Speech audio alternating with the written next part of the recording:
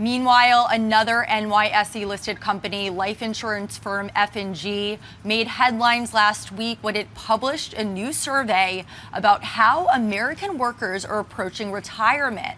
According to the data, 23% of American workers say they're delaying their planned retirement date. That is up considerably from last year, when only 14% of Americans felt the same way. Chris Blunt, F&G CEO, joins me now. Chris, welcome to the show. Hey, thanks for having me. So, Chris, why did F&G decide to conduct this survey? Yeah, I think a couple of reasons. One, it's our core market. So F&G is a leading provider of annuities and life insurance. We're headquartered in Des Moines, Iowa. But the other was a bit more personal, which is I myself actually unretired about 8 years ago. And when I went through that process, I just discovered a lot of friends and fellow baby boomers who were going through something similar. And so I was just always fascinated by this, of how big is this trend, what's causing people to unretire. So those are the big drivers. All right, and just a moment ago, we highlighted how nearly a quarter of Americans are pushing their retirement date. What do you think's driving this change?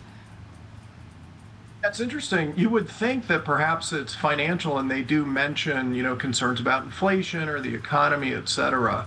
But probably the more interesting findings from my perspective, the number one reason was people saying they miss the intellectual stimulation of work and the camaraderie of having colleagues, et cetera. So that was interesting. Again, a non-financial reason for going back to work. And then the other was they give themselves really low marks for preparedness. So more people on an A through D scale give themselves a C in terms of being prepared to retire as opposed to an A. Does retirement look different now than it did in previous generations? Yeah, I think it does. I think that just the math is wildly different. If you think about life expectancies, 40, 50 years ago, retirement didn't last very long. People were working, roughly to 65, and then they frankly were living into their 70s. Whereas today, for good reason and medical advances, you have to plan for retirement that could be 30 or 40 years. So mathematically, it's daunting to figure out how do you make sure you've got the right amount of assets and that you don't outlive those assets. I would say qualitatively is probably where it's changed the most. If you think about the old concept of retirement, of, you work your entire life and then it's just pure leisure.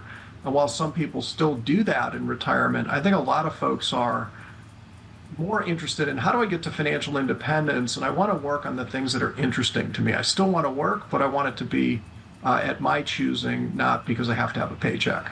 You mentioned earlier that you unretired, and the survey also highlights retirees who are doing this. What do you think is bringing people back to the workforce, and why do you think this is becoming a trend? I think it's a couple things. One, and I would also say it's a potentially a positive trend. If you think about the shortage of qualified workers in the country, I think this could be a big positive. People decided to work longer. But I keep going back to the satisfaction piece. I think a lot of people don't really plan for retirement. It's a goal. It's a great feeling. Don't get me wrong. When you wake up in the morning and are like, I don't have to work. I now work by choice.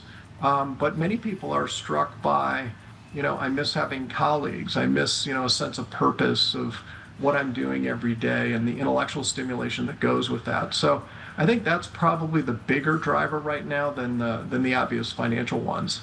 Chris, when do you think that people should start planning for retirement? It's a great question. I would say ideally 3 to 5 years before you think you may retire. And, keep in mind, a lot of times you don't get to choose your retirement date. It's chosen for you, either a health issue or someone gets laid off, et cetera. But to the extent that you have a decent sense of that timeline, the people I know that seem to be the happiest in retirement started planning that in advance. Where do they actually want to live? Do they have a friend group and proper, social outlets for doing that? Of really trying to envision what retirement looks like. All right, and for people who do want to retire, what financial strategies would you recommend?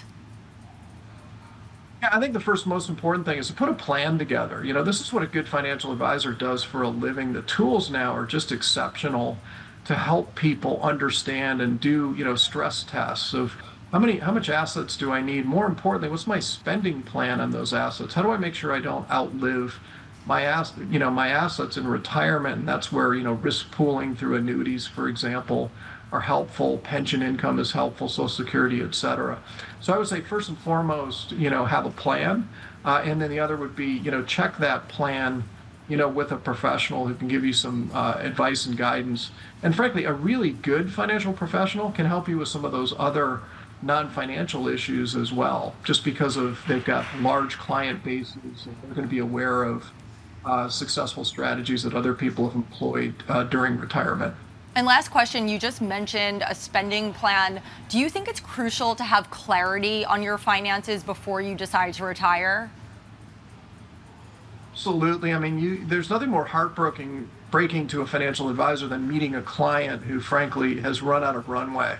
They just haven't saved enough, and maybe they're past their prime working years. So I think, yeah, trying to get a good handle on that. People consistently underestimate how much money they're going to need in retirement. And sometimes they figure that out when it's too late. They spend too much in those early years of retirement, and that's a difficult thing to undo. When you're younger and you're in the accumulation phase, you can make some mistakes, and time is your friend. But the closer you get to retirement, time is no longer your friend. All right. Thank you to Chris Blunt, F&G CEO. Great. Thank you. Thank you.